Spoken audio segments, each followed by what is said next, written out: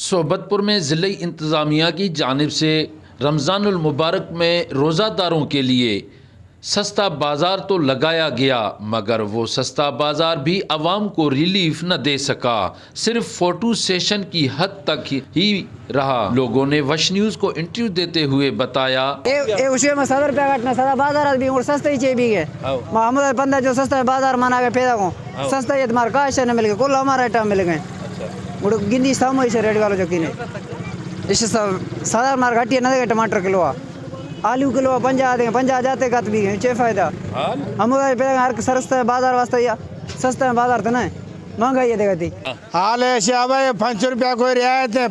बाजार दर आ गया 50 रुपया आलू किलो, ये 5 रुपया 100 रुपया मर्द खर्च खुद आ गए, ये 5 रुपया कोई रियायत है। ये रियायत करें तो बाजार जो रियायत करें गरीबान रिलीफ तो मिली।